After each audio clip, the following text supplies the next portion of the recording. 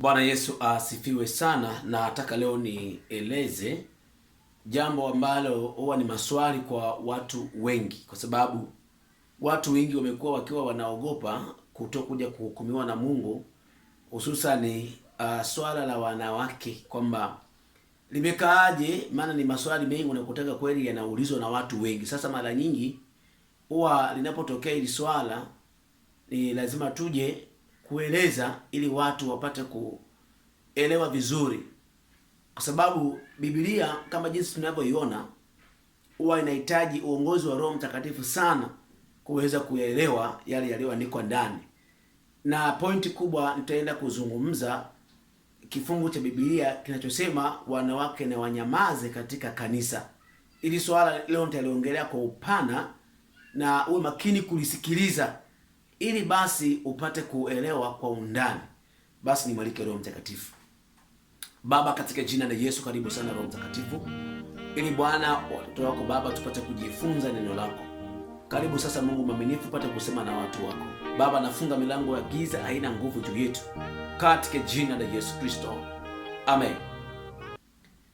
Basi moja kwa moja bila kupoteza muda, nataka nitoe maandiko ambayo yataenda kutupelekea katika kueleza ili swala kwamba linakaaje, kwa sababu najua ni watu wengi sana wana maswali mengi ndani yao. Ndugu yangu, nataka nikueleze kwamba Biblia kama Biblia unapokuwa unataka kuisoma ni lazima kwanza kuomba sana Mungu, ili Mungu akufundishe Biblia, kwa sababu maandiko yanasema andiko huua bali roho huhuisha. Sasa hii maana nataka nikuonyeshe katika ile Wakorintho wa pili ile sura ya 3 na ule mstari wa 6. Inasema, naye ndiye aliyetutosheleza kuwa wahudumu wa agano jipya, si wa andiko bali wa roho, kwa maana andiko huua bali roho huhuisha. Yaani andiko linaweza likakuua, ila kwa maongozi ya Roho Mtakatifu pale ambapo liposa kufa utafufuliwa. Ndio maana wale wanaofungisha ndoa za jinsia moja kule Marekani wanatumiaga maandiko, wanasema Mungu alisema atakufanyia msaidizi wa kufanana naye. Kiandiko limeandikwa hivyo kweli andiko. Kwa hiyo wanasema mwanamke ufanani naye, yeye ana matiti, wewe una kifua. Wewe una ndevu, yeye hana. Kwa hiyo anayefanana na wewe ni mwanaume kama wewe. Kwa wengi wanafunga zile ndoa kwa kutumia Biblia kabisa. Kwa wale wameuliwa na andiko. Roho inahuishaje sasa? Roho inahuisha baada ya kuwa unaambiwa kwamba, ndugu yangu, maana ya kufanana ni ile watu takuta wanaweza wakachukuliana katika madhaifu. Huyu anaweza hiki, huyu hawezi hiki. Wanapokutana pamoja, kile ambacho mwenzio hawezi, wewe utamsaidia. Ndio maana ya kufanana. Yaani wataendana kwa namna hiyo. Na ndio maana utakuta mwanamke ukimwangalia na mwanaume tuna utofauti kidogo. Ule utofauti ndio wanaweza kufanya tukasaidizana katika majukumu yetu. Ndio maana ya kufanana. Ila kufanana haijamaanisha mimi nikiwa mweusi na mwanamke awe mweusi, mimi nikiwa mfupi na mwanamke awe mfupi. Hapana. Haya mashepu ya nje, maumbo ni vitu tu ambavyo ni haya maganda tu ya nje, ila hilo ni kitu kingine. Sasa nilikuwa naeleza kwamba andiko ukilichukua tu kama lilivyo bila kulitafakari, bila kumuuliza Mungu, bila kuomba, unaweza ukalichukua andiko likiwa moja na likakuua. Kwa mara nyingi wengi hatukujiuliza ni kwa nini maandiko yalisema wanawake ni wanyamaze katika kanisa. Sasa nataka ili somo leo niweze kulitoa vizuri sana, ili kila mtu apate kuelewa vizuri. Kwanza ni lazima tuweze kuelewa kwamba Paulo mtume wakati amekabidhiwa injili ya kuhubiri mataifa, na baadhi ya watakatifu waliokolewa wengine alikuwa nao akipeleka ujumbe kwao. Kumbukeni kwamba kipindi kile cha kanisa la kwanza kuna mifumo ya ibada walikuwa wanafanya, ile mifumo ikawa haina utaratibu mzuri mbele za Mungu. Walikuwa na mifumo yenye vurugu, yenye fujo. Walikuwa na mifumo mingine ambayo haikuwa sawa. Sasa wakati Paulo alipokuwa anachunguza kwenye kanisa, akaona mbona kuna mienendo naona haifai. Ikabidi Paulo aanze kuweka utaratibu mzuri katika ibada, ili watu wanapokwenda kuabudu Mungu basi waabudu Mungu wakiwa katika uzuri na utaratibu. Maana maandiko yanasema yatendeni mambo yote katika uzuri na utaratibu, na Mungu ni Mungu wa utaratibu. Sasa katika utaratibu ambao Paulo alianza kutoa ndipo akaanza kuongea sasa. Twende katika Wakorinto wa kwanza ile sura ya 14. Tutaanzia kwanza kusoma ule mstari wa 23, alafu tutashuka chini huko mpaka tutakuta alipokuwa anazuia wanawake sasa ndani ya kanisa. Tuendelee hapa sasa, kama umeninukuu vizuri niliotangulia kuongea, tuendelee sasa upate kunielewa. Wakorinto wa kwanza sura ya 14, tuanzie mstari wa 23. Haya, ikiwa kanisa lote limekusanyika pamoja na wote wanene kwa lugha, kisha ikawa wameingia watu wajinga au wasioamini, je, hawatasema ya kwamba mna wazimu? Maanake kanisa lote mmekusanyika wote rikandaraba karaba intaraba seteraba karaba yandaraba inkaraba rikandaraba koraba seteraba karaba inkaraba. Sasa wote mko hivyo. Sasa wakiingia watu ambao ni wapagani, watajiuliza hawa watu wana wazimu, wao wamechanganyikiwa. Ndio maana tunasemaga walokole ni watu waliochanganyikiwa. Kwanza wanaongea vitu visivyoeleweka. Hivi mnawaelewa? Wameingia wapagani ambao walitakiwa waokoke. Haya, baada ya kuingia kanisani wanakuta wote mko hivyo. Yaani wote mko hivyo. Watashindwa kuelewa. Kuna wengine wanapokuwa wanaingia kwenye makanisa wanajifunza namna ya kuomba, hawajajua jinsi ya kuomba. Kwa hiyo wakisikia wote mnaongea hivyo, hawataelewa. Ndio maana kuna wengine wameanza kufeki Roho Mtakatifu. Anamsikiza jirani yake anachokiongea na anaanza kuiga. Unamsikia shakarabo, anaiga. Kumbe hajui kuna kitu Mungu anashushia kila mtu kivyake. Hii inatokana na mafundisho mabaya ambayo kanisa halijafundisha watu. Kwa hiyo Paulo sasa akawa anawaambia watawasema nyie mna wazimu. Maana akaanza kuwaseti wakae katika utaratibu. Naomba unielewe, leo naongea kwa namna ya walimu ili unielewe vizuri kabisa, mtu wa Mungu. Haya, mstari wa 24. Lakini wote wakihutubu. Hii neno kuhutubu kwa Kiingereza linasema to prophesieth.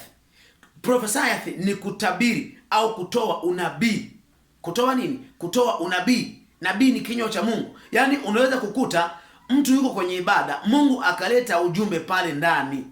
Na ule ujumbe utakaokuwa unaletwa, utakuta anayekuja kanisani labda anazungumzwa yeye. Yaani Mungu anaweza kaanza kuongea, jamani, hapa kuna mtu kaja. Huyu mtu nyumbani kwao kuna 1 2 3.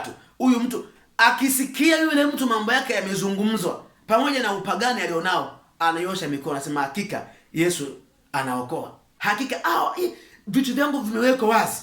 Sikia hapa sasa, andiko linasema lakini wote wakihutubu, kisha akaingia mtu asiyeamini au mjinga, abainishwa na wote, ahukumiwa na wote. Manake watu watashuhudiwa maisha ya yule mtu, siri zake zitafunuliwa pale, watu wataeleza mambo fulani, ataona kweli hapa kuna Mungu.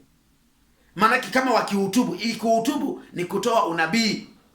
Manake anaeleza sasa. Haya, anasema mstari wa 25.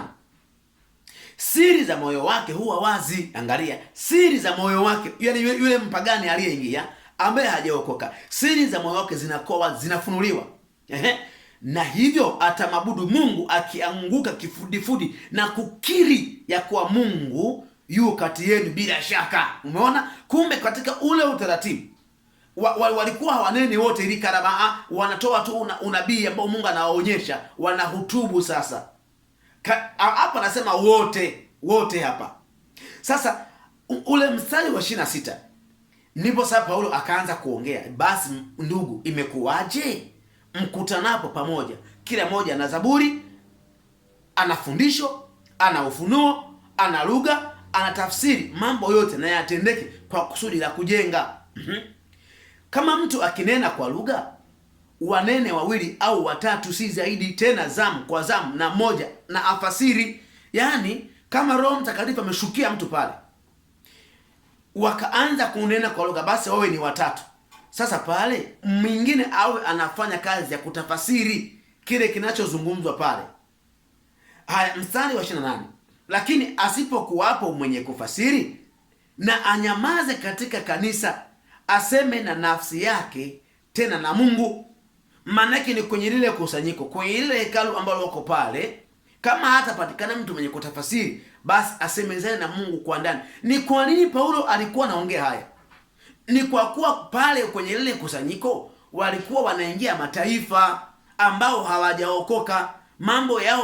Mambo ya kiroho kwao ni kama upuuzi, hawajui. Kwa hiyo lazima awepo wa kutafasiri ili waweze kuelewa kinachoongelewa ni hiki. Naamini unaanza kunielewa taratibu. Haya, mstari wa 29, na manabii wanene 2 au 3 na wengine wapambanue. Kwa nini? Kanisa la kwanza walikuwa wengi, kama ni manabii hata 20 wote wanaongea tu. Sasa umsikilize nani, uache nani? Kwa hiyo wakawa kama hawana utaratibu. Kwa Paulo akapeleka ujumbe kwa Wakorintho hawa, ili manabii waliokuwa ndani, kwamba manabii wanene 2 au 3 na wengine wapambanue. Yaani wengine wao wana kazi ya kupima ule unabii unaotolewa na wale watu kwenye kanisa. Na ni kwa nini alikuwa anazungumzwa haya? Wa kipindi kile akisimama huyu kuongea neno la Mungu, wanakaa kulichambua wote, sio eti huyu peke yake ndiye anaongea. Yaani walikuwa wakitoa neno wanafanya kushirikiana kwa pamoja, wanachunguza mwenzetu anachokiongea kiko sawa, wameona kiko sawa, wanakubaliana, wanamsikiliza. Maana walikuwa katika umoja, wamejikusanya, wanafanya ibada ya pamoja. Nisikilize. Haya, 30, lakini mwingine aliyeketi akifunuliwa neno, yule wa kwanza na anyamaze. Maana walikuwa wanaongea wengi humo. Haya, mmoja akifunuliwa basi mwingine anyamaze. Kwa hiyo alikuwa anawapa utaratibu wa kukaa vizuri katika ibada. 31, kwa maana ninyi nyote mwaweza kuhutubu mmoja mmoja, ili wote wapate kujifunza na wote wafarijiwe. Kumbe waliokuwa pale wote wangeweza kabisa kuwa wanahutubu mmoja mmoja, maana zamu kwa zamu. Aya 32, na roho za manabii huwatii manabii. 33, kwa maana Mungu si Mungu wa machafuko. Angalia hapa, kumbe kulikuwa kuna machafuko. Taarifa mpaka zilimfikia Paulo kwa Wakorintho, akawa naelewa kuna machafuko. Sasa kawa anawaambia kwa maana Mungu si Mungu wa machafuko, bali wa amani. Vile vile kama ilivyo katika makanisa yote ya watakatifu, walikuwa wameshajifunza eneo la ibada ni eneo la kuwa na amani na utulivu. Haya 34, wanawake na wanyamaze katika kanisa, maana hawana ruhusa kunena, bali watii kama vile inenavyo Torati nayo. Kumbe tangu Torati na nena, wanawake walipaswa kuwa ni watu wa kunyamaza katika kanisa. Yaani wananyamaza, wawe ni watu wa kutii. Unajua hili jambo, ngwani kueleze. Kuna kanisa fulani niliwahi kusali siku za nyuma sana. Kuna mwanamke mmoja, ibada ilikuwa ikiendelea, anakuwa ni muongeaji sana. Yaani unakuta mchungaji anafundisha, yeye anaanza kuongea hivi, jamani pamoja. Yaani huyo alikuwa ni kama ni mtu ambaye hana utulivu. Kwa hiyo hata wanawake kipindi hiki ndani ya kanisa ni kama kuna vurugu zilikuwa zinatokea. Sasa ikaonekana wakiwa wanaongea ni aibu. Hivi inakuwaje mchungaji anahubiri, alafu huyu mwanamke huku wako wanaongea, yani wanapiga story, wanapiga soga. Shoga yangu, umesikia pale hivi, ili pale kaongeaje? Yani kwa ni aibu, wanaaibisha kanisa. Hapa alikuwa anaongea ni namna ambavyo walikuwa wanawake wanataka kuanza kunena ndani ya kanisa wakati ibada inaendelea. Ni aibu. Kwa hiyo akawa na wanyamazisha, wakae kimya, hawaruhusiwi sasa kuongea katika kanisa wakati ule wa ibada. Tena akasema ule mstari wa 35, nao wakitaka kujifunza neno lolote na waulize waume zao wenyewe nyumbani mwao, maana ni aibu mwanamke kunena katika kanisa. Yaani kule kwenye kanisa, maana yake kwa mujibu wa hili andiko, walikuwa kama wasipoelewa vizuri neno, wanataka waeleze pale pale ili wajibiwe. Jamani, hapa hatujaelewa, tunataka hivi ikoje hapa. Kwa yale maneno yakawa yanaonekana wanaita vurugu, wanajitia aibu. Sasa wanatakiwa wanyamaze ili wajifunze. Hawajaelewa hapo, basi wakifika nyumbani kwa wanaume zao waende waweze kuwauliza vizuri. Jamani, pale tulisikia mtumishi na hubiri pale, alimaanisha nini pale? Sikuelewa. Kwa hiyo mwanamke kwa nafasi hiyo anakuwa ni mnyenyekevu, anakuwa ni mtii. Kanisa lilikuwa linatiishwa, wanawake walikuwa wanatiishwa wakae katika utii. Aya anasema, au je, neno la Mungu lilitoka kwenu au kuwafikia ninyi peke yenu? Sasa hapa tunaona hapa alikuwa anawaambia wanyamaze katika kanisa. Sasa katika mujibu wa Biblia, kanisa, neno kanisa lina maana 3. Neno kanisa kwa mujibu wa Biblia lina maana kuu 3. Kitu cha kwanza kinachoitwa kanisa ni kusanyiko la watu ambao wamekutanika pamoja wakiwa wanajifunza habari za Yesu, habari za Mungu mwenyewe Yesu Kristo, hiyo huitwa kanisa. Na kanisa aina ya pili kwa mujibu wa neno ni jengo. Yesu alipokuta watu wanafanya biashara kwenye nyumba ya Mungu, kwenye ile hekalu, alipindua meza akasema, je, haikuandikwa kwamba imepasa nyumba ya Baba yangu kuwa ni nyumba ya sala, lakini ninyi mnaifanya kuwa pango la nini? Pango la wanyang'anyi. Yesu akapindua meza zao mle walimokuwa wanafanyia nini? Wanafanyia zile biashara zao, ikiashiria kwamba mahali panapokusanyikia hapo huitwa nini? Huitwa kanisa au hekalu. Na kanisa la tatu ni sisi wenyewe binadamu, miili yetu sisi ni majumba ya Mungu. Yesu atakapokuja kunyakua kanisa, hata nyakua jengo liende mbinguni bua, atachukua sisi. Maana yake miili yetu sisi ni nyumba ya Mungu. Kwa hiyo unapokuwa unasoma Biblia ni lazima uweze kuchambua katika namna tatu. Maandiko yanaposema kanisa, lazima ufasiri katika mambo matatu. Kwanza, kanisa ni jengo; pili, kanisa ni kusanyiko la watu; alafu tatu, kanisa ni mtu kama mtu. Sasa ndio tunakuja kujifunza. Wakati Paulo anaandika pale kwamba wanawake na wanyamaze katika kanisa, alikuwa anaongea kanisa jengo, alikuwa anaongea kanisa kusanyiko la watu waliokusanyika, au alikuwa anaongea kanisa mtu? Tunakuta pale alikuwa anaongea kwenye kusanyiko. Kule juu nimetakiwa kusema kwamba wanapokuwa wamekutanika watu, halafu wote wakanena kwa lugha, wakaja watu wajinga wasioelewa. Nadhani mnakumbuka maana yake. Alikuwa anaeleza kwenye kusanyiko la watakatifu, hapo wanawake hawataruhusiwa kuongea. Kwa nini? Kwa sababu maalum, na nitakuonyesha sasa ni kwa nini wanakatazwa kuongea. Nitakupa maandiko mengine ambayo utaelewa vizuri kabisa, nadhani kuliko hata pa mwanzo tulipotangulia kuongea. Tupige hatua nyingine. Naomba twende katika kitabu kile cha Timotheo wa kwanza, ile sura ya pili, mstari wa 8 mpaka wa 13. Timotheo wa kwanza, ile sura ya pili, mstari wa 8 mpaka wa 13. Baada ya kuwa umeshaelewa kwamba kumbe ikiwa ni ndani ya hekalu, ndani ya jengo, mle mwanamke wakati wa ibada haruhusiwi kuongea. Yeye ni kunyamaza kimya, akae afundishwe. Ila akitoka hapo akiwa hajaelewa kitu, aende aulize mume wake nyumbani. Kama anatakiwa kunyamaza kwa kanisa ambalo ni mtu, hata mume wake ni kanisa. Maana hata kifika nyumbani akitaka tu kuuliza vitu vinavyohusiana na Mungu asiulize, kwa kuwa anaenda kuuliza kanisa, na hapo maana yake ni kanisa. Kwa hiyo utakuja kuelewa kwamba iliongelewa wakiwa kwenye kusanyiko, hapo hataruhusiwa kuweza kuongea. Yaani mmekusanyika hapa, mko mnaonana hivi, hataruhusiwa. Aya, Timotheo wa kwanza 2:8 mpaka 13.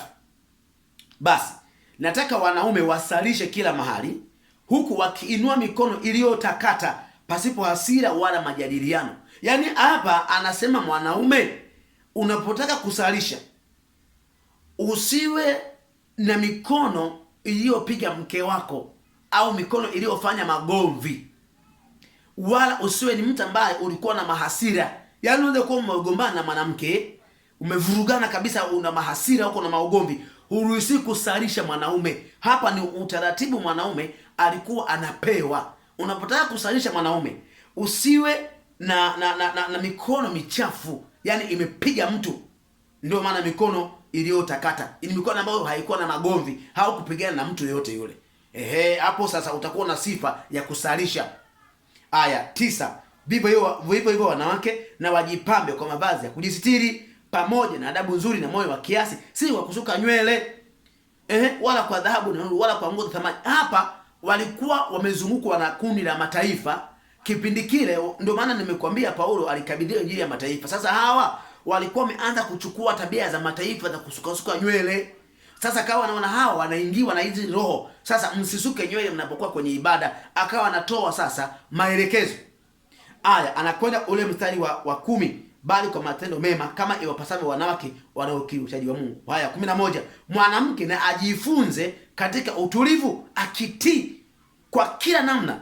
Maana yake anarudi kule kule alipokuwa na waambia habari ya kutii. Walikuwa wanataka kuonekana kama ni watu wanaoleta ukengeufu hata kwenye ibada, kutoka kutaka kutii, kutoka kutaka kusikiliza, kutaka kuleta vurugu, kuongea kwenye ibada. Sasa akawa na wenyewe hao wanazidi, sasa akawa naweka utulivu, utaratibu katika ibada. Haya, 12, simpi mwanamke ruhusa ya kufundisha wala kumtawala mwanamume, bali awe katika utulivu. Maana yake walikuwa wanaanza sasa kutaka kama kuwatawala wanaume, wanataka sasa wawafundishe wanaume. Yaani wewe mwanamke huwezi kufundisha mwanaume wewe, kwamba mwanaume wako unataka sasa umfundishe, umfundishe yani mwanaume. Ndio hata kwenye ibada katikati ya kanisa mle ndani kwenye jengo, au mmejikusanya watakatifu katika kuhubiri, hapo ni kwenye ibada ambao mko hivi mnafundishana hivi, mnaona hapa mwanamke hii nafasi amezuiwa. Kwa nini? Mmeona kule walikuwa wanaleta mambo ya hovyo yanayokuja kuwatia aibu. Kwao wakapigwa, stop, wanyamaze kimya, wakae chini wajifunze. Kwa maana Adamu ndiye aliyeumbwa kwanza na Hawa baadaye. Kwa mwanamke anaonekana anapoanza kuanza kusimama katika ile nafasi kama mchungaji, hapo anakuwa amevunja ili neno. Nimewaambia kwamba kwenye lile kusanyiko pale. Sasa kwa mujibu huu wa haya maandiko ambayo umeweza kuyasikiliza vizuri hapa na nimeweza kukusomea, utaona kabisa kwamba okay, kumbe mpaka sasa Paulo anaongea haya, kumbe hiki ndio kilichoweza kutokea. Unakuja sasa kuelewa kwamba okay. Sasa tupige hatua nyingine ili twende sasa katika Biblia. Nitoe maandiko mengine ambayo utaona kuna kitu ambacho Paulo tena akakiongea akiwa anamweleza Tito. Waraka ambao Paulo alikuwa anamwambia Tito aende kufundisha watu. Tito akawa anasema hivi, alianza kuambia watu wa namna tofauti kulingana na jinsi zao. Usikize vizuri hapa. Tito sura ya 2 na ule mstari wa 1. Lakini wewe nena mambo yapasayo mafundisho yenye uzima, ya kwamba wazee wawe wenye kiasi, wastahivu, wenye busara, wazima katika imani na katika upendo na katika saburi. Vivyo hivyo na wazee wa kike wawe na mwenendo wa utakatifu, wasiwe wasingiziaji, wasiwe wenye kutumia mvinyo nyingi, bali wafundishao mema, ili wawatie wanawake vijana akili, wawapende waume zao na kuwapenda watoto wao. Hawa ni wale wazee wenye mvi, au wazee kama wazee, yani wale wazee wenye umri, yani kiumri ni wazee. Kwa hiyo akawa anapewa kufundisha, na hakufundisha wazee. Tusikiliza vizuri hapa mstari wa 5, na kuwa wenye kiasi, kuwa safi, kufanya kazi nyumbani mwao, kuwa wema, kuwatii waume zao wenyewe, ili neno la Mungu lisitukane. Vivyo hivyo na vijana waume uwaonye kuwa na kiasi katika mambo yote, ukijionyesha wewe mwenyewe kuwa kielelezo cha matendo mema, na katika mafundisho yako ukijionyesha usahihi na ustahivu. Hasa hapa anaanza kufundisha watu wa namna tofauti, namna ambavyo wanapaswa kufanya. Sasa wale wazee tumeona wanapaswa kufundisha vijana. Sasa kule tuliambiwa wanawake na wanyamaze katika kanisa. Kama wanawake waliambiwa wanyamaze katika kanisa, kwa mujibu huu, maana hata wazee hupo kwenye kanisa hawaruhusiwi kuongea. Unakuja kugundua kwamba kumbe wakati anaongea vile alikuwa anataka kuwatiisha wanawake ili wakae tu kimya, wasilete vurugu. Basi inakuwaje kule ameruhusu, kule amewaambia wanawake wanyamaze, halafu hapa wazee anawaambia waongee. Yaani hata kama kwenye kanisa kwa mfano umewaondoa wanaume wametoka pale, umebaki wanawake, bado pale ni kwenye kanisa. Kwa hiyo unaweza kusema basi watazuiwa kuongea. Kwa hiyo mara nyingi nasemaga maandiko tuweze kuelewa vizuri. Huu ni ule wakati kwenye ibada, mfano ibada za Jumapili, mmekusanyika pale, wanawake wasiongee.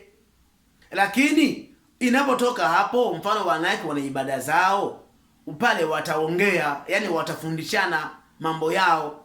Aya, watakapokuwa nje ya kanisa, manake nje ya kanisa kiaje? Nje ya kusanyiko lile pale, yani kama nje ya lile jengo, wako huko nje mtaani, barabarani, kwenye mitandao, wanaoweza wakaongea. Kwa nini? Ngoja nikwambie ndugu yangu, kule nje kule sio kwenye kanisa.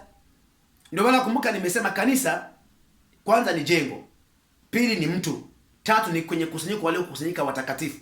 Kwenye YouTube, kwenye WhatsApp, kwenye Instagram, kwenye TikTok, kule sio kanisa. Kwa nini? Kanisani hatuingii na pombe. Kanisani hatuingii na vimini. Kanisani hatuingii na madawa ya kulevya. Kanisani hatuingii na sigara. Kwenye mitandao kuna sigara, kwenye mitandao kuna pombe, kwenye mitandao kuna muziki ya kidunia. makanisani hatuingii na vitu hivyo. Kwenye mitandao kule ni maeneo tunaenda kuchomekeza maneno ili wale waliopotea wasikie neno. Maana wengi wanasema kule kwenye mitandao nayo ni madhabahu. Ndugu yangu nisikilize, hata mtu ni madhabahu. Maandiko yanasema Roho wa Bwana yuko juu yenu. Mungu anakuwa ndani yetu sisi ndani. Maana mimi mwenyewe automatically, kila mtu aliyeokoka ni madhabahu. Kila mtu aliyeokoka ni madhabahu, kwa kuwa Mungu anashuka, yuko ndani yako. Mungu huwa anashuka mahali penye madhabahu. Mioyo yetu ni madhabahu. Kwa kila mtu, mwanaume na mwanamke, ni madhabahu. Mungu yuko ndani yako. Sasa nisikize vizuri. Hebu tuende katika kitabu fulani ambacho utaona huduma ambazo watu tumepewa. Usikize vizuri. Nitoe andiko fulani zuri sana hapa ambalo litaweza kutufungua kitu fulani kwa sehemu. Katika Wakorinto wa pili ile sura ya 15 na ule mstari wa 17 mpaka wa 19. Hata imekuwa mtu akiwa ndani ya Kristo amekuwa kiumbe kipya, ya kale yamepita, tazama yamekuwa mapya. Lakini vyote pia vyatokana na Mungu aliyetupatanisha sisi nafsi yake kwa Kristo, naye alitupa huduma ya upatanisho. Alitupa huduma ya upatanisho. Hii huduma ya upatanisho anayo mwanamke, anayo mwanaume. Huduma ya upatanisho, nisikilize. Yaani Mungu alikuwa ndani ya Kristo akiupatanisha ulimwengu na nafsi yake, asiwahesabie makosa yao, naye ametia ndani yetu neno la upatanisho. Neno la upatanisho. Kiaje? Kila mtu aliyeokoka ndani yake akiona mtu anazini, au yaani uwe ni mwanamke au uwe ni mwanaume uliyeokoka, umeona mtu anavuta sigara, unapomwendea na kusema, ndugu yangu, kuvuta sigara ni dhambi, Mungu hapendi. Maana yake ndani yako ile neno la upatanisho, ile huduma ya kupatanisha watu na Mungu iko ndani yako. Unapoongea, ndugu yangu, hata kitu hiki, maana yake ndipo unafanya kazi kupitia ile neno la upatanisho ambalo Mungu ameliweka ndani yako. Sijui kama unanielewa.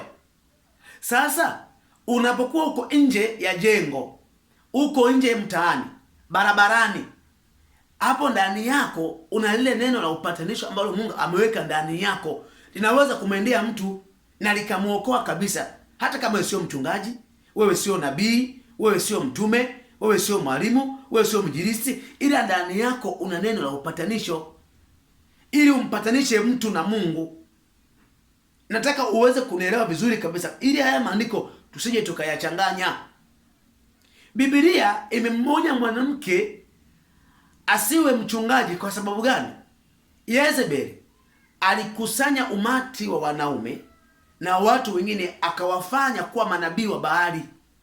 Alipokusanya wale, yeye ndiye alikuwa ni kiongozi mkuu. Yaani kwa mfano, unaenda kanisa fulani, kiongozi mkuu pale ni mwanamke, ndio mchungaji wa lile kanisa. Hicho kitu mbele za Mungu ni marufuku. Ndio maana lazima tuelewe, Biblia inapiga marufuku na onyo hili. Utaona katika Ufunuo ile sura ya pili na ule mstari wa 19 mpaka wa 20. Na yajua matendo yako na upendo na imani na huduma na subira yako, tena kwamba matendo yako ya mwisho yamezidi yale ya kwanza. Lakini ina neno juu yako ya kwamba wamridhia yule mwanamke Yezebeli, yeye ajiitaye nabii, na kuwafundisha watumishi wangu na kuwapoteza, ili wazini na kula vitu vilivyotolewa sadaka kwa sanamu. Wanamridhia Yezebeli kiaje? Yezebeli alikuwa yeye anakusanya manabii wa Baali, anafundisha manabii. Yaani kwamba yeye ndio kiongozi mkubwa, ambaye yeye kama yeye ndio top kwa wale watu, kuwafundisha kama watumishi. Sasa yani anatengeneza jopo la manabii wa giza. Sasa Mungu akapiga marufuku mwanamke asisimame kuwa ni mtawala wa kwamba yeye sasa ana kundi la watu hapa, kama hawa anatengeneza kundi la manabii, anatengeneza hawa wanaume yeye kuwachonga wawe manabii. Hicho kitu kilikatazwa. Wafalme wa pili 9 ule mstari wa 30. Tuna Yezebeli hapa. Hata Yehu alipofika Yezebeli akapata habari, akatia uwanja machoni mwake. Huyu Yezebeli vile vile ndiye aliyeanzilisha mambo ya wanawake kuweza kuanza kujipamba na kufanya mambo mengine mabaya. Ili ukienda katika ile Wafalme wa kwanza ile sura ya 18 na ule mstari wa 19 inasema, basi sasa upeleke watu unikusanyie jamii ya Israeli katika mlima wa Karmeli, na wale manabii wa Baali 450 na wale manabii wa Ashera 400 walao chakula mezani pa Yezebeli. Wanakula chakula mezani pa Yezebeli. Hiki chakula hakikuwa chakula cha kawaida. Maana yake Yezebeli alikuwa anawalisha mafundisho ya kuwatengeneza ili wawe ni manabii wanaomwendea shetani. Kwa hiyo kuanzia hapo mwanamke hawezi kuwa yeye mmoja kwa moja ni kiongozi, ana kanisa hili hapa, anaongoza, yeye ni mchungaji. Hapana, haitakiwi. Ila ndugu yangu, uko nje ya hiyo kusanyiko, ni kwenye mitandao kama nilivyoongea, mitandao sio makanisa. Anapokuwa anatoa ujumbe, kumbukani kule nyuma nilikotangulia kuongea. Nataka ukumbuke kule nilikotangulia kuongea ili uweze kuelewa hiki ninachokiongea hapa. Maana la sivyo inatakiwa basi wanawake wakifika tu kanisani, hata kuomba wasome wao wanyamaze kabisa, yani wasiombe, yani chochote kisifanyike, wanyamaze tu, wawe hivi. Ile utaona iliongea wao wasiwe eneo la kuwa ni wazungumzaji kama mchungaji anayehubiri kwenye kanisa mle, ili kuleta mavurugano wa vurugu wala machafuko. Haya maandiko ndugu yangu yalikuwa yanaashiria hili. Kwa hata katika nafasi za uchungaji hayuko mwanamke hapo. Sijui unanielewa vizuri ndugu yangu. Mwanamke hayupo kwenye eneo la mtume, kwa mtume ndiye anayechunga huduma zote. Yaani mtume anafundisha mwalimu, mtume anafundisha mchungaji, mtume anafundisha nabii, mtume anafundisha hao wote walioko chini.